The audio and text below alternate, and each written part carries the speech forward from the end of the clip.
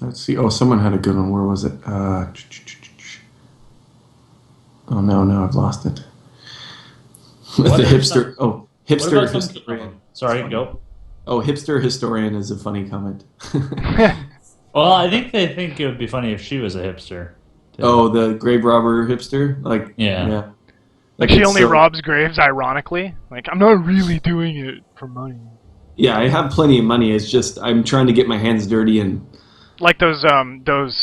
There's a town in BC, Victoria is the capital, and it's notorious for having all these like homeless kids who are actually like rich kids from the suburbs who just love to hang out downtown Victoria and Make panhandle money basically. panhandling. Yeah, yeah, and they just hang out with but you can see they've got like iPhones. Yeah. Great idea for the merchant. Give the merchant a blunderbuss. No skill, just firing in the general direction of the enemy. I love the idea that he's like a store clerk. Yeah, that's awesome actually. I really like that. That's really cool. Who said that? Yeah. Uh, Aurelian 13? So is Aurelian Aurelian? 13. Have you been Yeah. playing a lot of Splunky? That's awesome. Oh, yeah. It'd Yeah. be a funny Always nod. kills merchants. It'd be a Always. great nod to Splunky. Actually, that'd be really funny. Yeah, he's just like, get out of my store! Like he can't aim. He doesn't even know how the gun works. He's just like, I pull this and people go away. Well, the great part about the blunderbuss on that is like, yeah, he's got random stuff. Like the peddler is a good idea. Someone said peddler. Yeah, Peddler's a cool name. That could be funny. He's just like, well, I've got all this shit that hasn't sold. I'll just put it in the gun to, if my life's on the line. Totally. I don't know, Maybe- but a really rich merchant could be real interesting too. Like a real sort of Gold-plated blunderbuss. guild, with fine clothes and I think could be pretty neat. Yeah, I mean you've mentioned the whole fish out of water thing a few times. I think it's kind of cool. Everybody else is so ready for this. It might be nice that there's this one class where you're like, like when you start Dark Souls and you're like, really, you're gonna play as just the dead guy? That's your class? Is just dead?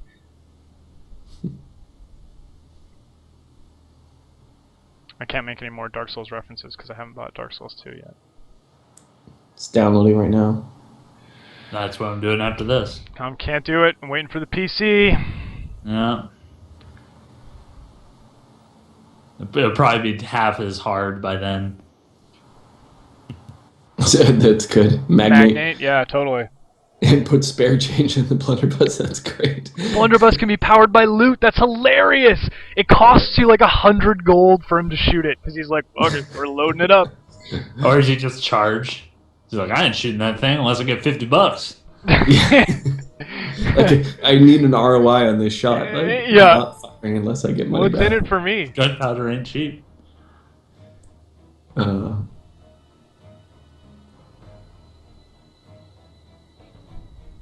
oh, that's cool. The merchant is a meat shield. I mean, that's He's a the meat cool thing merchant. is you can do that. Like, I'm just really excited to see the Let's Play guys go nuts and break our game. Like, I want to see them bring down a newbie and just like a brand new character and stick them in front and just let them die so that the other three get the resolve and move on. Like, I can't wait to see how they just mess it right up. I think it's gonna be so much fun.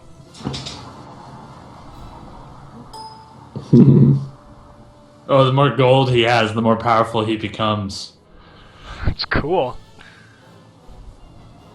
Though, Sotmead says, why would a rich merchant be crawling around a dungeon? Needs To be get desperate broke. richer. When's the last time you met a millionaire who didn't have any investments because he was a millionaire? It's like it's addictive, Even the successful merchants are like, hey, I gotta get more.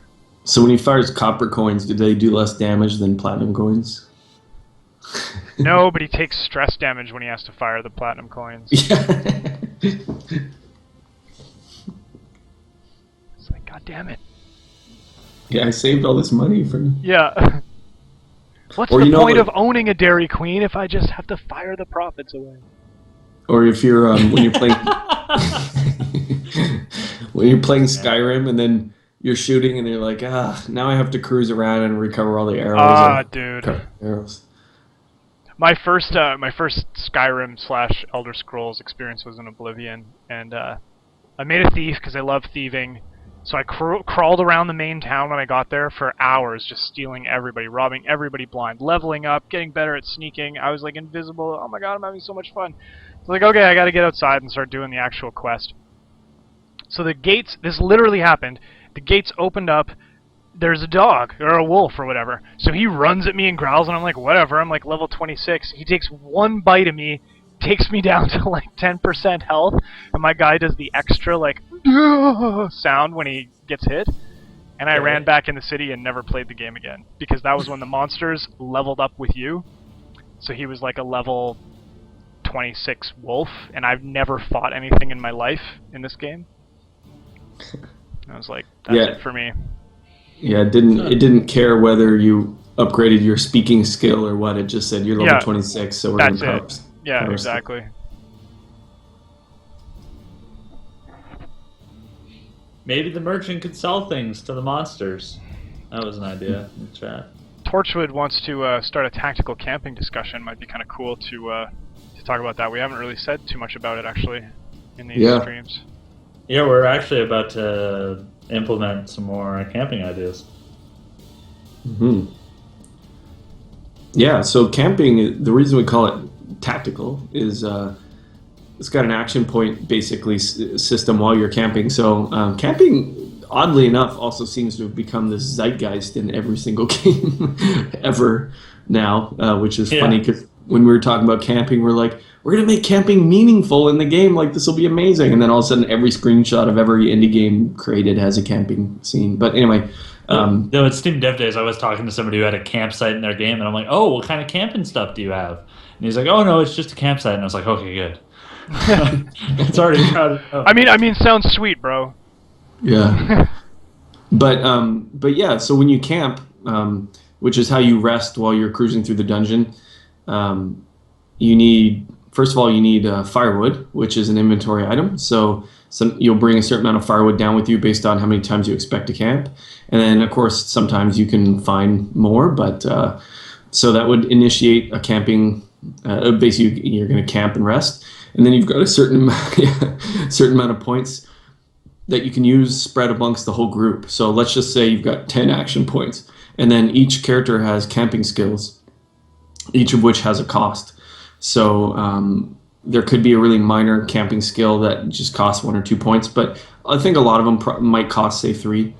And you're going to figure out how to use those 10 points, and you're going to use it as a mix of...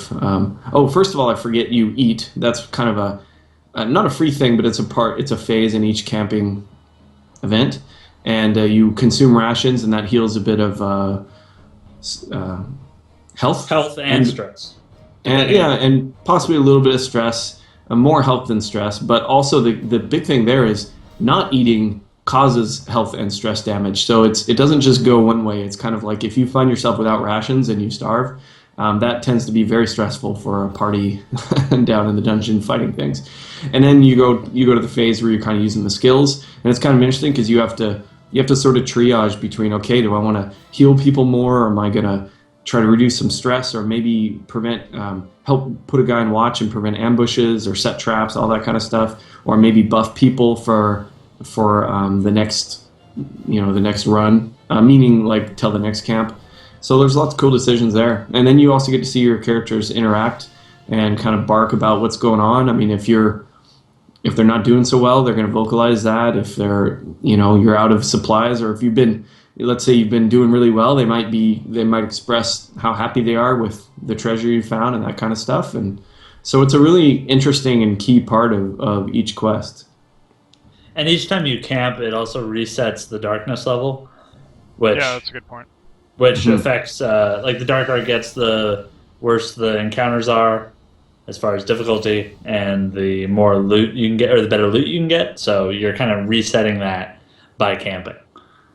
Yeah, so if your guys start to get really stressed and they're low on health, and it's really dark, your torch is really low, might be a good time to camp, but you're sort of foregoing the promise of better loot drops in order to sort of increase your survivability. So it's always a trade-off. It's been pretty fun. Oh, I was just going to say it's been pretty fun actually brainstorming camping skills for characters. I think we mentioned before, just really trying to be theme based with it. And, each time we pick a character, it's pretty easy to come up with stuff that would really embody what that character might do during the camping phase. So for the Man-at-Arms, for example, at least at this point, looks like he might have some stuff that's like trained. He's the type of guy that would be down there like going through his weapon katas, so to speak, right? He's a pro, and just yeah, those tactically will come in and fulfill different roles, and we're hoping.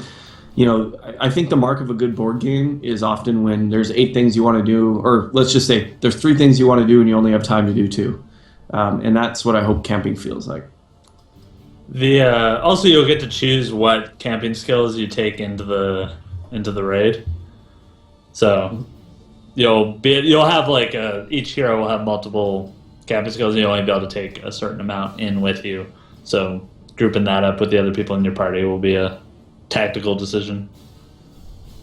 Speaking of camping, we got a suggestion from Albac 2, which I'm pretty sure is already thought of, but could the Grave Robber set traps for enemy ambushes? Sort of a reversal on what happens in regular gameplay? Yeah, I think that's totally cool. Yeah, I know we've talked about the Grave Robber setting traps. During camping, I think, we talked about... Well, didn't that come up on this stream earlier? Yeah. Yeah. Possibly, well. The days are blending together. But maybe the idea, just thinking off the cuff, that she can set a trap, and then if you do happen to get ambushed, like, those monsters take damage immediately. And then another question from Torchwood 202. So is tactical camping a temporary solution? Can you own a home in this quaint town? Well, you kind of own the town, really. I mean, it's a town built on the foot of your family's palace or, estate grounds or whatever. So you kind of have the run of the place, and it's your ability as a player which is going to determine how wealthy you get, which is going to determine how much you can upgrade the town. So the whole town is really your stomping ground. Yeah. So yeah, you own the works, basically. If it helps explain it, the camping's only done during the dungeon quests, so like you do that in a room after you clear a room out, and as long as you have firewood, you have the option to camp. So then when you go back to town in between quests, generally your health will automatically heal, but your stress won't. You have to do things actively to deal with stress and also quirks and afflictions and things like that. So the characters are basically assumed to retire somewhere in town where they can rest. I think that's probably, I don't know, it's one of my favorite ideas that I think, Tyler, you sort of championed, where it's like, you come back to town and we charge up everybody's health, no problem, but all their stress is persistent between runs. So that means if you are not as effective as you could have been as a decision maker, and you survive the dungeon, but everybody's really strung out, if you just immediately queue the same party up for another dungeon run, you're going to be carrying the same stress levels in, which means they're just that much closer to getting afflicted, which could, lead to a party wipe, if you're not careful. So I think that's really, really cool. And then it makes the town meaningful. It's not just a place to sell your loot. It's a place where you need to put your guys in rehab and therapy and send them to the bar and get them back on their feet and keep their morale up.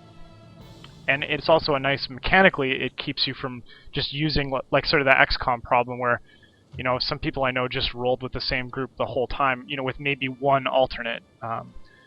This way, it's like you're going to be regularly swapping guys out as you go. We're getting a host of questions on one of our favorite topics. About just the gear. I don't know if we want to address that, but I think we've talked about it before, though. Let me see. How's character progression handled? Yeah.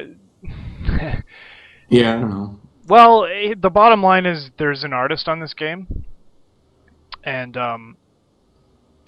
to do multiple versions of all the different loot and loadouts on the actual character it's cost prohibitive. We won't get to the finish line of the game. So our whole focus is on the psychological aspect of adventuring, and we're sort of planning for that to kind of carry it. So no, the short answer is your gear and stuff won't show up on the characters. They're really archetypal. The Crusader always has a two-handed sword. He made his living as a Crusader using it. He's not about to change up to an axe. And that's kind of how it's going to be. And that's really a production consideration, but it's also kind of like we want these heroes to be iconic and archetypal, as opposed to complete paper dolls. There's a lot of, I think really there's a lot of games that do paper dolls better than we could ever do, even if that was our whole aim. So we're just sort of instead putting our efforts into, the Affliction system and sort of the interesting stuff that we're doing that other games aren't. Yeah, exactly. And it ties into the skills. I mean, that allows us, like when we're brainstorming skills for, say, the Grave Robber, it's with her equipment in mind. And I think that allows us to pay it off in an interesting way. And I think it'll really work. I mean, it's hard to out Diablo. Yeah, but or we're doing things. Torchlight. I mean, those games are fantastic at what they do, and we can't hold a candle in the wind to them. Someone's asking about that world map. Think Tank is asking about that world map. That's a sketch. I think layout-wise it's pretty strong, but it's definitely going to get completely overhauled and redrawn for the actual game. The point of that update was to just provide a little bit of grounding. We've talked a lot about the dungeon types and the threats you face in the dungeon and all that, and we just thought it would be a really great opportunity to sort of show that how everything kind of fits together and what you as the heir to this estate are actually looking at. But yes, it's rough work. Also, one thing to note is that you don't actually physically travel to the dungeon. You decide to go to a dungeon, and then you start in the dungeon after that. So the world map is kind of purely a world. Yeah, right. Like games like Warhammer Quest, I always thought was really neat, where they're like, oh, they travel to the dungeon and back, and there's like really cool things that can happen. But that's that might be DD2 type material, could be really neat. But yeah, you're on this corrupted estate, and one of the neat things is the regions aren't progressive. Like you don't clear out the Weald, then you clear out the ruins, and you clear out etc. Each one is kind of like has successively more difficult spots, and you're usually thrown a random selection of quests that may be involving any one of those regions. And so I think that's just neat, because you're like, okay, eventually we know we got to clear out this darkest dungeon to really get things under control, but the only way to do there is really journey around the whole estate and kind of go to all these different effed up places and take care of stuff. So it's neat, the idea that the hamlet and the people in town, they know, they're like, yep, the Weald, it's a horrible place. It's just down that road. That's not the challenge, is getting there. Yeah, if you want to go to the worst place in the world, it's like it's right there. Like, your hotel room has a view of it. Just walk. But don't expect to come back.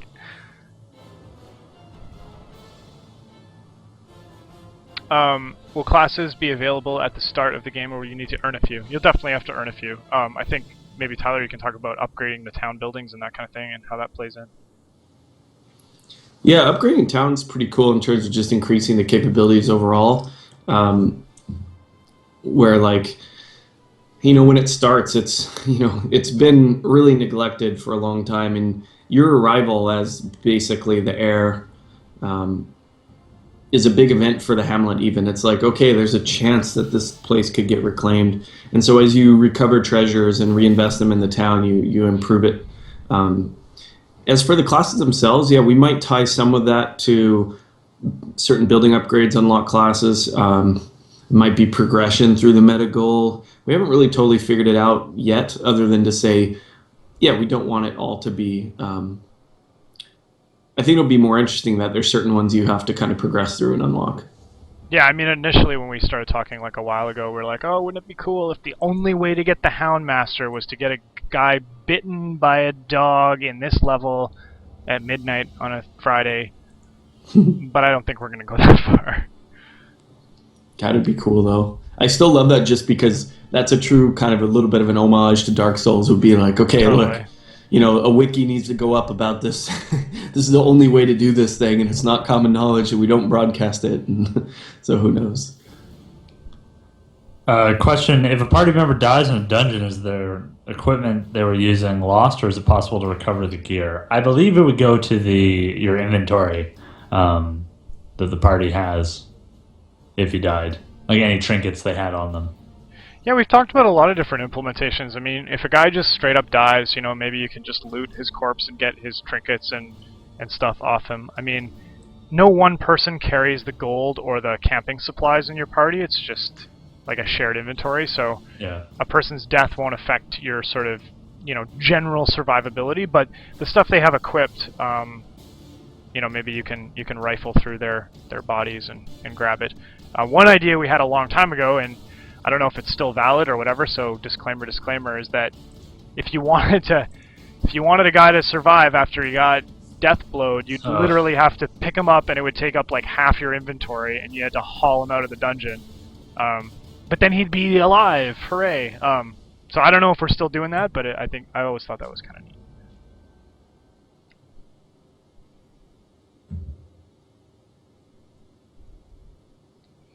So how are you feeling about the drawing, Chris? I think it's getting better, maybe. And, I think it has a ways to go. you do also like to touch up these drawings after the live streams, usually. Yeah, totally. I think it's in a much better place than it was when we started this whole experience.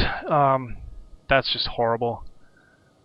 So that it looks a lot better. I think maybe it's just a little bit busy and it's hard to sort of immediately tell what's what. So I got to work on the read and making sure that all comes through.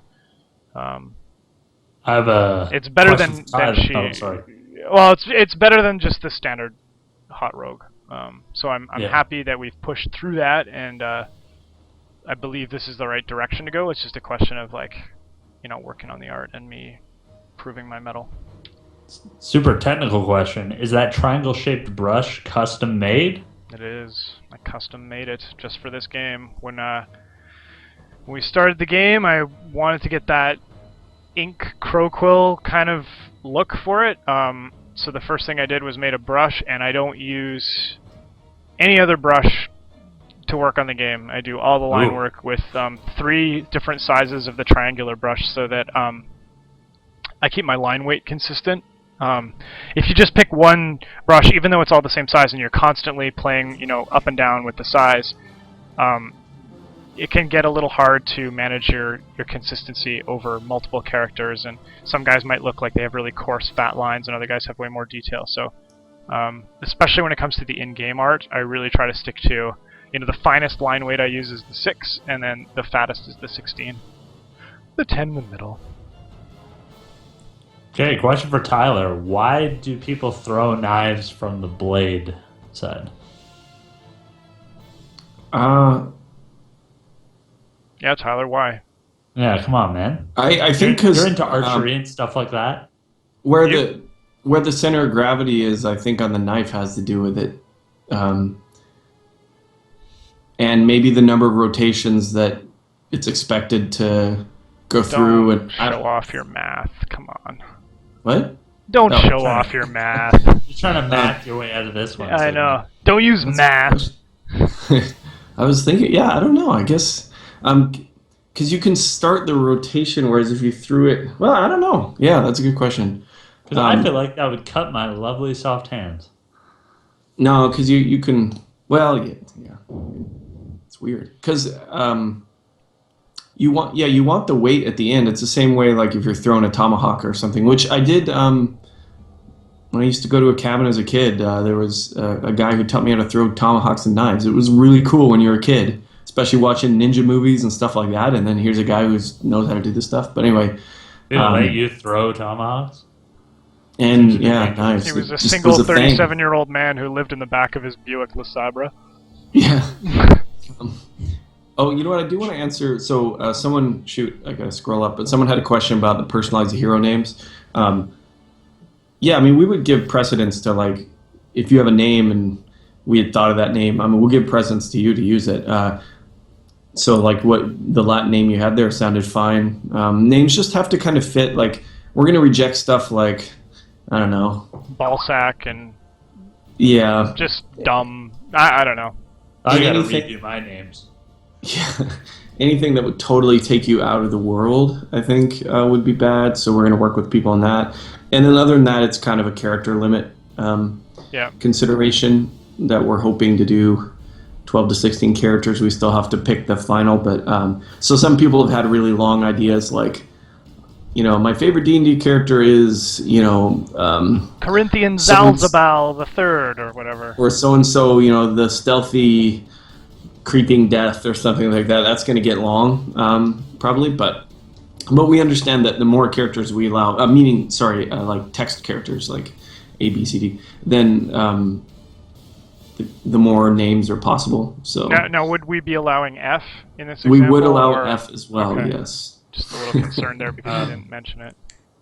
Here's a question that's very important that I don't think we've ever considered. Rating of the game, PG-13?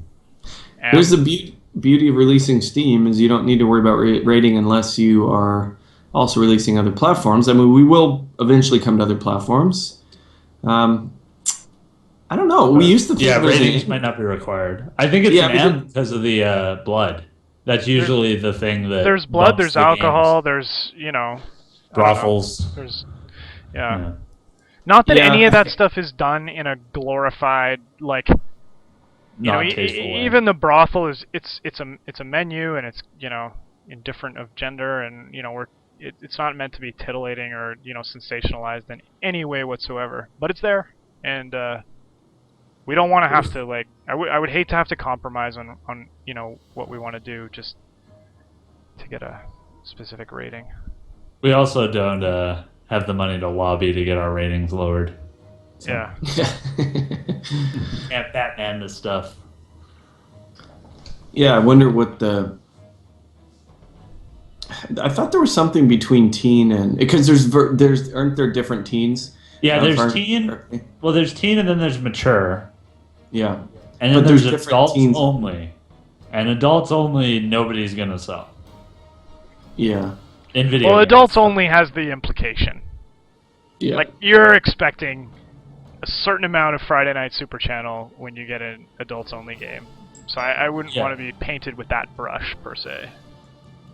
I want to be painted with that triangle brush. But it really comes down... Well, yeah, but it's like the difference between 18 and 19, I think, in the rating as far as North America. But it has that, like, kind of shady context applied to it, right? Like, Oh, yeah, no. it when's the doesn't last sound- time you walked into GameSpot and you were like, I'd like this latest AO title, please? I think didn't Manhunt have a stint where it was getting re-rated as adults only? I don't know. But yeah, we don't need it for Steam. Though, I'd love to get a Peggy rating, because that Peggy guy is smooth. Like having the... Peggy 13. Peggy 13. Yeah, the ratings are. Oh, cool. Lexus is. Yeah, for some reason I thought there was like different teas. I may have been thinking of the European ratings where there's kind of a little more age breakdown, but yeah, we've never set out to. It's kind of a weird thing. I wouldn't say we're at all one of the more graphic titles on the market, but we've never wanted to over sanitize it just for the sake of, I mean, the And it's leopard fun- would probably get us an M alone. Why? Just because he has a disease? Yeah, I don't know. It's weird. Yeah. Ratings are strange. weird. Kind of like, I'm glad it's not as bad as the TV. Like, if we were going on TV, they'd be like, "Look, we're fine with all the violence. Just Yeah. don't uncover the grave robber any more than you has currently shown, or we're gonna have to put you on heavy restriction." Yeah, the leopard can only lose 2 fingers. Any more, and we can't do it. Oh, dude, Like, 2 fingers is- Hieronymus Alloy has got it. The game is rated US. That's good. I like that. I don't get it. Unutterable symbol for incomprehensible terror. So it's just like Yeah, A for It's rated A for us. Actually, that's perfect because we were just talking today about quadruple A with Titanfall and stuff. So yeah, we should just be like 8 A's for. Oh my God, this is horrible. Is that actually a thing now? People are No, trying to call their games quadruple A games, like because triple A wasn't enough. I do not condone that. No, I don't condone it. I'm just wondering if that's what they're saying now. In my head, it's what's happening, and that's what matters. Well, in my head, AAA was a lot bigger than most. So Well, AAA is like the best quality, and now with the new generation consoles and games that cost even more, you gotta add another A, otherwise it's the same. Like the first one to just say, like if Sony came right now and said we're quadruple A, the only quadruple A console. See, like first to market, that's good. But I don't know. Yeah. Fahrenheit says, honestly, the thing that attracts me to your game is the psychological horror, not et cetera, not the gore and corpses. And I agree. Like we're not. I mean, even you've seen the in-game stuff. It's almost a little cute. Like it's not. We're not trying to be graphic and gross. It really is about the psychological horror and the horror you experience as a player when your guys are afflicted and acting out and not doing exactly what you want. That's the feeling that we want. But we also just don't want to be held hostage by some weird rating system that tells us that we can't possibly show a blood splat, where we just want to show a blood splat because we think it's cool. Think Tank has an important question. What do you want to do after the Kickstarter, as in dedicated forums, a wiki, developer polls by email? Have we decided on a wiki yet? No. Right, the wiki, we've sort of left that hanging. Punted that. I know what I'd vote for. What would you vote for? I'd vote for using giantbomb.com as the wiki. Right. But, I mean, we were approached by Wikia and Curse, right? Yeah. Yeah. So we want to get that stuff up and running. I don't think we're gonna. It's safe to say we're not gonna host forums just yet. Maybe we'll do something like that closer to release, but like all four of us are on the stream. This is the entire development team talking to you right now, and forum management is arguably a full-time job. So I don't think we want to be on the hook to administer forums if you guys want the game to come out in a timely fashion. Yeah, it's one thing we've learned Steam forums. What's that? Yeah, once we're out on Steam Live Steam forums, which will be a great way to post bug reports and stuff. No, we've considered. There's nothing that like we could literally get those set up, as soon as we have a moment, and that's pretty cool. And yeah, I think the wiki thing, and to some degree, I mean, maybe we embrace the Steam forum, and that might be the best way to go. But it's kind of, we know those are important. And one thing we've learned about the Kickstarter, which I think is just, I mean, I'm sure everybody says it, is just how much work it is. So some of those things have just, we haven't gotten a chance to really make a distinct plan other than knowing that, like Chris said, hey, look, it wouldn't be smart use of our, like hosting a forum would actually mean we have less chance to interact than if there's a good forum somewhere else, and we can drop in and when we have a moment and say hi and kind of hope to field some questions. And it's not because we don't want to interact. We're really loving the interaction with everybody. It's just it's tough. So Kickstarter right now, even in the last goes here, it's nearly a full-time job. And once Thursday is done, then we gotta make sure to start getting some of the things up for backer kits, just things like that to kind of get ready for the post Kickstarter administration, and then kind of get back to development. Yeah, and there's lots of options to have discussions. I mean, there's social medias, there's Twitch chats, there's packs. I mean, I really like doing the Twitch stuff too. Like this is a lot of fun, and I appreciate being able to sort of show people the trials and tribulations of development and stuff. So it's definitely something I want to do more of. Yeah, the clearest way is we really want there to be a wiki and a forum. That'll be awesome. And yeah, we're gonna make it happen. Better than us that can get it done. Skyjack Thompson. Yes. Yeah, the fifth member of the core team. Yeah. Cthulhu. Someone asked why is our project tagged Cthulhu? Probably because the Lovecraftian inspiration finds its way into many parts of the game. If you watch that first Terror and Madness trailer, there's kind of a Lovecraftian-looking beastie at the end. Yeah. The concept of madness, we go further than that. It's not just a matter of sanity and madness, but we're definitely inspired by Lovecraft, and so we're happy to sort of have that as a descriptive tag, even if it's not actually a Cthulhu Mythos game. Yeah, I think that's an important distinction to make. I mean, I think we've made it in every single Twitch stream too, but it never gets old. We're not making a H.P. Lovecraft game so much as we're sort of riffing on his ideas of cosmic horror and the insignificance of man in the face of these, things that have been around for much, much longer than we have.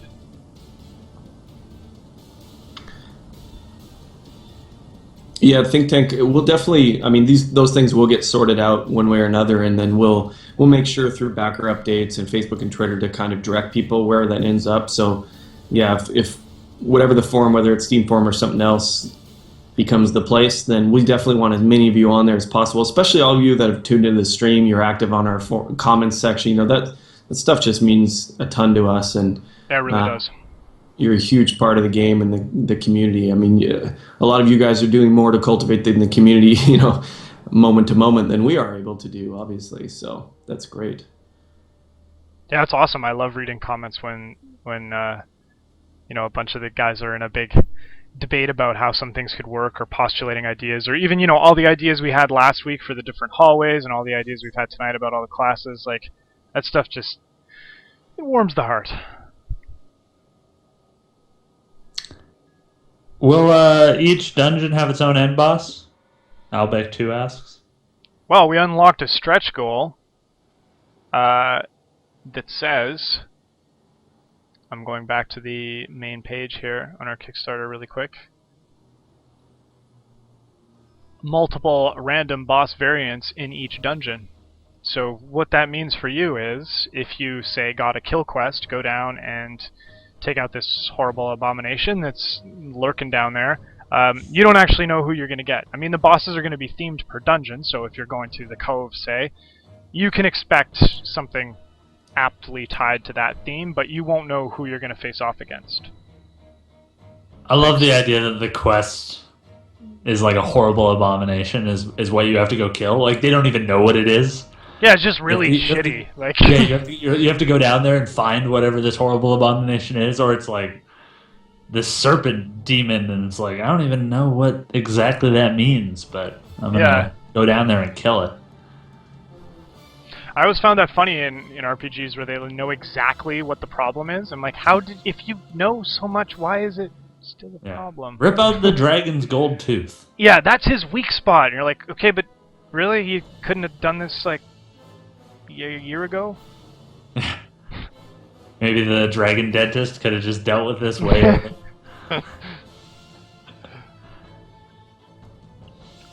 After Lexos1222. We have a ton of ideas, just like you guys, about possible expansions, different character classes, new dungeons, even maybe new affliction types. Like, one of the strengths of the game, I think, is that it's it can be very modular. So that said, we have so much on our plates right now that we're not really making any kind of organized plan towards a DLC just yet. I think if we get ourselves in a position where the game has done well enough that it's worth doing, then we have a whole pages of ideas, and I think that would be a great backer poll too, quite frankly.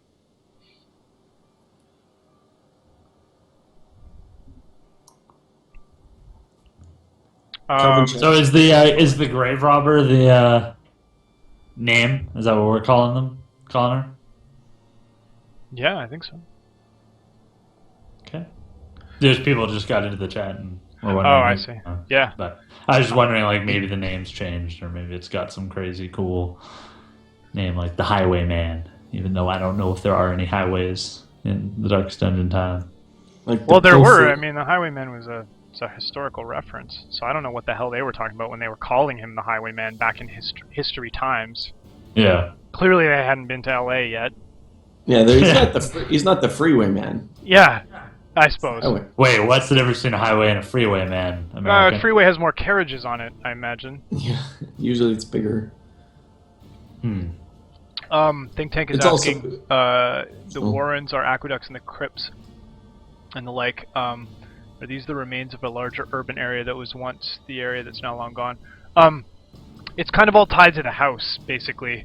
Like, the Warrens were some weird, like, okay, so in our human history or whatever, it would be like, you know, Roman aqueducts and sewers for some weird temple or structure that was there, and then the house got kind of built on top and expanded, and, you know, maybe it was a fort at one point, which is why it had battlements, which became the sort of ruins level, and then the manor proper is where the access point to the darkest dungeon is.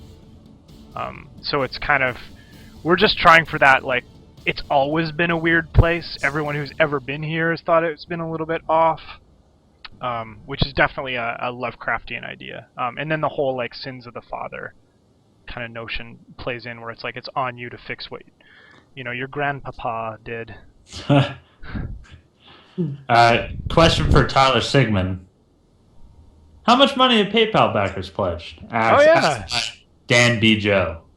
Well, I'm happy to answer that because I just looked it up a little while ago. They've pledged about $3,000 so far. Whoa! Oh, nice. Thank you. Yeah. So where does that? What are we doing here now? Let me just see. Are we stretching? We're basically 270. That's huge. Oh my God. Plus 3, so we're kind of at 273 basically. That's fantastic. Yeah, that's great. We've had a wow. God, that's amazing. 188 backers today, so it's definitely an uptick. We'll see what tomorrow and Thursday can bring, but it's the most backers in a day since 2, 3, 4, 5, 6, 7, day 8. Since day 8. Great days of 8. What? I'm just making old. Like, it was the great days of 8. Oh yeah. Yeah, it's hard to know. We've been wondering with all the Titan Falls and Dark Souls and Tower Falls and other falls that hit this week, whether we'll have a decent end run. Hopefully we will. Should be good. But a lot of people are asking about the afflictions. The one thing I'd say, and I think I'm going to paraphrase my own answer from the Reddit AMA we did yesterday, which is my favorite designer, Sid Meier, likes to say, he's never let history get in the way of fun. So even though he's made a lot of games about history, the point is to make a game that's fun. And I think that's the same thing with the afflictions and things. I mean, we're going to take inspiration from period interpretations of, I guess, illnesses, mental and non, and also modern stuff. But we're really, in no way are we attempting to simulate, actual mental illness beyond just the idea of people reacting to stress. So we're really going for the almost even at times the stereotypical payoff of what does a paranoid person do? What does a greedy person do? And so I think it's one of the things where you could get buried if you started like really getting buried in the literature, then it might steer you a little bit away from actually just what you're trying to do in terms of what we're trying to do in this game. So it's we've run a little long. 7:45. We've been doing this for an hour and Oh, 45. Yeah, it's fun. I think she's actually looking better, so I feel good. I'm gonna just keep doing this all night, probably. Yeah. Quite frankly. What do you think? Do you want to give it another 10-15 minutes? Are people up for that? We've sort of held around 60 people, so unless everyone's getting bored and needs to get on with their night, I mean, we could give it a little bit longer, I guess. Yeah, I mean, 8 seems like a clean time to end. It feels good. It feels good. It's good. It's good. 11 o'clock Eastern. Yeah, thank you, everybody, for showing up. That's amazing. Yeah, I think, is this the most popular one we've had? I think the first one topped out a little higher, but not that by that much, so that is amazing to me just with the retention, so. Kelvin? So Tyler. Yeah, Kelvin hasn't said a word. He's monitoring. So Tyler, what class are you going to play in Dark Souls? That's a good question. I did have a lot of fun in one of my several characters in the first one where I just intensely put points into strength or whatever so that I could finally carry that big giant ass two-handed sword in one arm. That was pretty fun. And then have a big shield. There's like a dual wielding class, I think. Oh, cool. Yeah, I don't know, man. Like it's I will say I had an easier time when I finally just gave up and did the fire mage or whatever. I was like, oh my god, this is so much easier. Boo. Boo, but I really enjoyed. Yeah, I really enjoyed like the melee oriented guys. I did the knight. I loved it. I had so much fun with the knight. Somebody's asking, will there be character class interactions? Like, can the grave robbers steal corpses to boost the plague doctor somehow? I think not exactly like that. I mean, there's going to be interactions. Tyler, you've talked a little bit about sort of building in some predispositions to the classes where, you know, like say a Vestal wouldn't really be too thrilled about hanging out with a grave robber or maybe even a plague doctor. But I don't think that there'll be skills where it's like send, you know, the grave robber to loot a corpse and then give the corpse to the plague doctor, etc., etc. Yeah. I think it could be interesting as town events. Like, if there was hostility between the groups. I think that's fantastic. We should give a shout out to Twitchblade, actually. Shout out, Twitchblade. Shout out. That's how you do it, right? Yeah, I think you did. You nailed it. He's been doing this fiction series completely unsolicited by us. It's fantastic about this plague doctor who's arrived in the hamlet, and it's super awesome. And I actually get a lot of inspiration out of for town events and stuff out of his work, and I think that would be really cool. Where it's, you know, like one of our examples for the town event was the plague has come to town, and all your plague doctors have to stay in town, but they actually get, you know, more resolve for staying than they would if you went adventuring. We could do another thing where it's like, well, the cemetery is overfilled, and you know your grave robbers all have to stay, but you know by staying they actually I don't know, help the plague doctor somehow. But I love that it's just like a fresh day at the graveyard. Yeah, it's just like 30 grave diggers just digging like, oh, it's a new shipment of corpses. Like, yeah. like it's jewelry. Sweet. Fairnight's asking about like combo attacks. The way you've described them, not so much, but there are inherent, like we're building. I mean, Tyler, you can expand on this. I don't want to talk too much, but no, it's good. You talk. We're building in like a inside baseball. Nice. You know, we have a combo quote-unquote system, but it's layered into the game. So you're going to uncover combos that work best for you based on your playstyle. You know, you might find that like your Vestal's stun hits a lot, and you know your Crusader's smite skill does more damage against stunned enemies, and so you naturally pair them together. And over time, you know, you might notice that those attacks increase when those two instances of that class are together. But it's about those two particular Vestal and Crusader forming a bond, and less about sort of us building in this really rigid combo system where it's like, you know, use your occultist, step one, you know, that kind of thing. So it's there, but it's, I hate the word organic, but I'm going to say it's a little bit more organic. So that no we want pesticides. you to. No pesticides. It's super healthy and it costs more, but you stumble on it basically, and it should be something that you arrive at by virtue of how you play, as opposed to something that's like press pause and then look at the move list or look at the combo list and then go back to the game and try and do those combos. We want to do something where you just kind of peel back the layers and you're like, oh, this really worked really well for me. I'm going to do it again and again. Now it works even better for me, so I'm going to keep doing it, that kind of thing. So when we say combo system, that's kind of our philosophy as far as how we approach it. Our combo system is not having a combo system. But it's there, Like it's just the not Beyonce of advertised. combo systems. I don't know what that means. Well, she didn't market her last album, so. Oh, yeah, we are. Yeah, totally. Or, Yeah, that's all right, smart. that killed discussion. Yeah, well, We where all do you had go our from Beyonce revelation. I was just thinking about Beyonce. That's all. Yeah, just everybody sits back, huh? Huh. Quite the hair.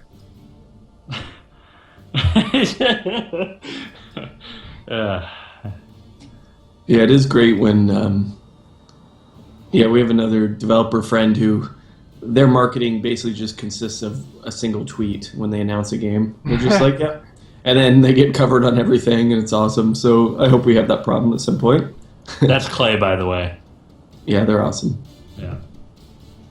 Hey, their games speak for themselves. Yeah, I know. They're just like, best game. thing. Game. Yep. Mark of the Ninja is the best stealth game ever made, in my opinion. But Thief 2. probably the best, but Mark of the Ninja close okay. second. I don't know. Agree to Okay. disagree. Yeah, depends if you want a stealth game. That's what you're looking for. But Think Tank's talking to someone here. Relationships should be. Glyphic Knot.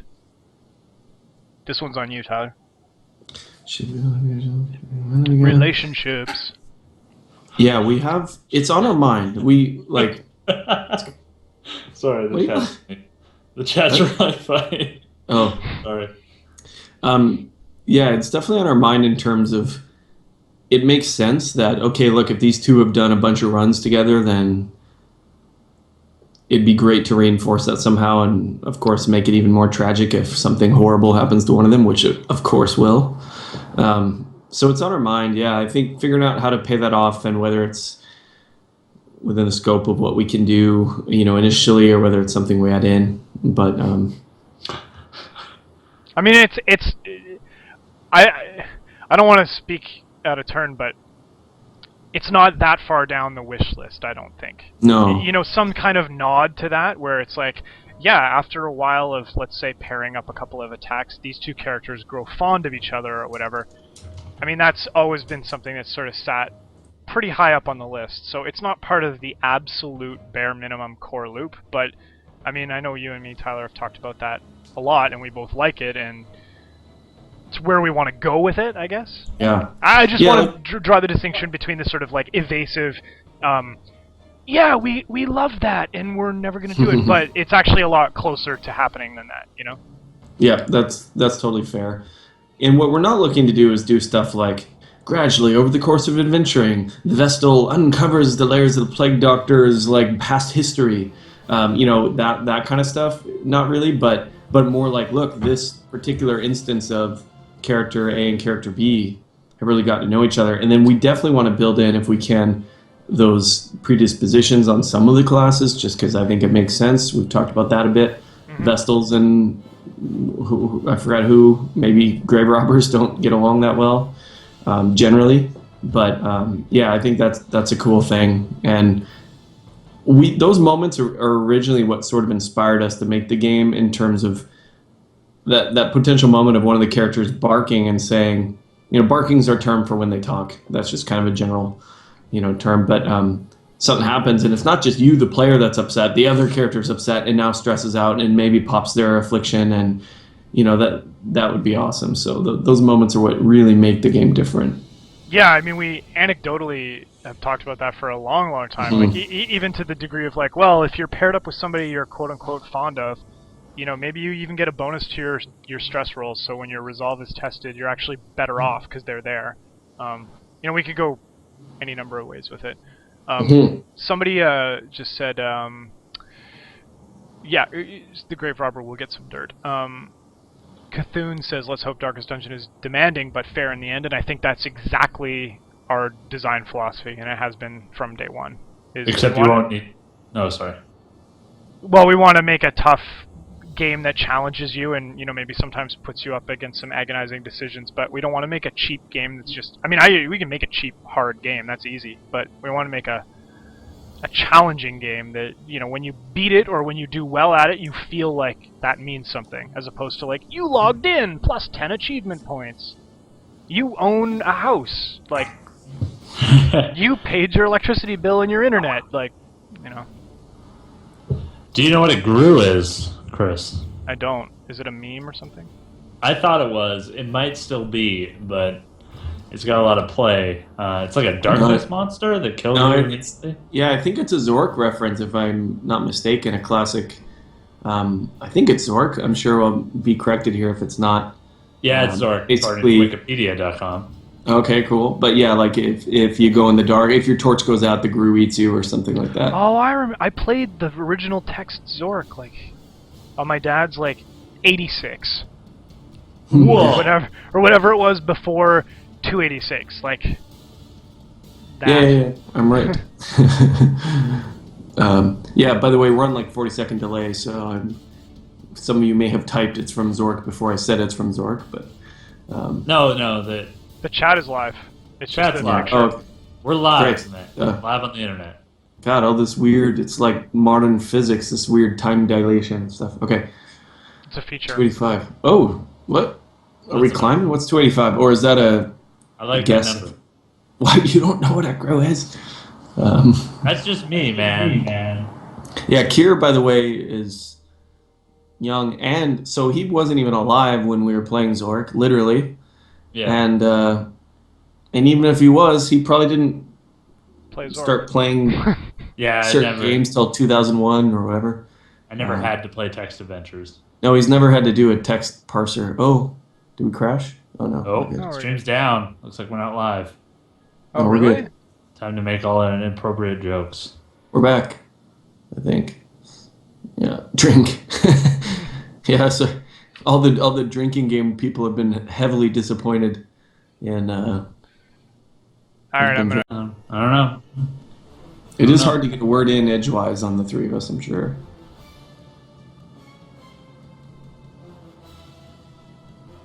I'm just happy I got a blonde in the game. They wanted it to be a redhead. They're. I know, but we already have one. Yeah. Good. Hey, there's nothing saying that Hey. the plague doctor's not a redhead. Yeah, the Plague Doctor is anything you want it to be. Yeah. Oh, we're back. We're back. It's weird. It doesn't The look internet like is we're back on me, but that's cool. Good night, Torchwood. Thank you so much for joining us. Just Torchwood. Just Torchwood. Everybody else doesn't get a good night. Tonight's Tonight's good night. I happen to. Torchwood 202. Yeah, tonight's good night is for our platinum next members, time. our gold star members, and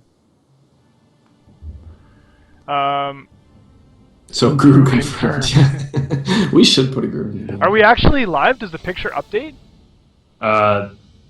Chat's updating. Yeah. I'm updating. I had to reload the video, giving that a try. Okay. Yeah, your mouse is freaking out. Yeah, well, I'm watching you draw. I mean, but it's probably Okay. 40 So seconds. mine's messed up, which is cool, but Oh.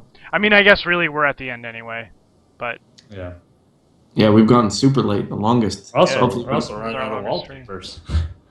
We're getting bored everybody to death. well, yeah, I think we should probably call it. I need to go eat some dinner. I need to play some Dark Souls. Other people need to do other things. I'm not going to judge.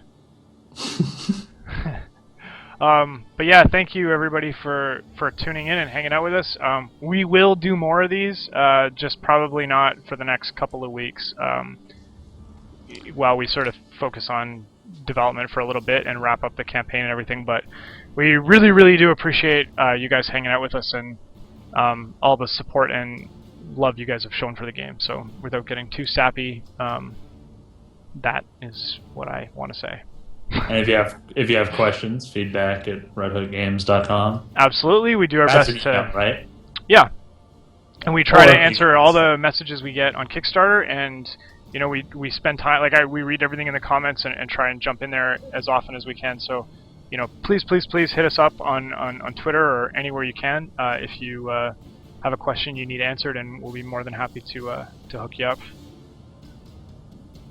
Yeah, if you want to say hi on Twitter, we're on the Twitter. If you want to use Twitter, we use Twitter. Yeah.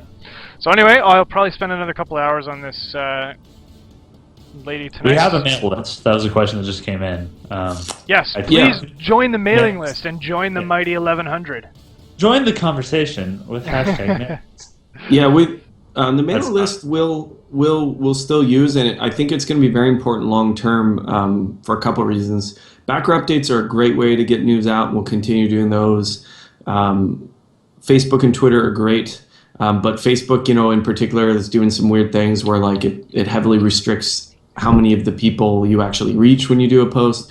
Whereas the mailing list is a great way for us to, you know, we can reach everybody. So I'm sure that will continue to be important, but backer updates are going to be where we're going to put any important backer business. You know, we're not going to rely on backers to have joined the mailing list. We just prefer you do also because that allows us to reach you long term for Darkest Dungeon and other related things. So. And if you want to give us your home phone numbers and address and just hours when you're going to be home, that's fine too. We may swing by for dinner. But yeah, thank you everyone, and obviously we're going to be pretty active in the next couple of days as the campaign wraps up. So it's been a pretty crazy ride, but thank you all for tuning in. Crew 2014, never forget. Or We should start a. We should start a hashtag hashtag. Gru. Yeah, there needs to be a hashtag like Gru. Maybe Glyphic not. We'll release it probably in either tomorrow or the day after. I'm gonna try and finish it up as soon as I can. I actually feel like I solved a bunch of problems tonight, so she's closer than I thought she would be. How about that? Gru minecart spooky eyes. Yeah, so we'll get that out as soon as we can, and I'm not gonna stop. I'm gonna try and get one more wallpaper out this week, but no promises. which wallpaper will that be? I believe it will be the Mystery Range Class X, if I can sit down and have a healthy argument with Tyler and figure out where we want to go with it. Ooh. So yeah, okay, I'm going to cancel or turn off the stream as of now. I'm going to cancel it. I'm going to annul it. We're done. All right, thank you everyone, and we'll catch you next time. There will definitely be a next time, and we will catch you at that point. Good night, good morning, and good afternoon. And that fourth meal.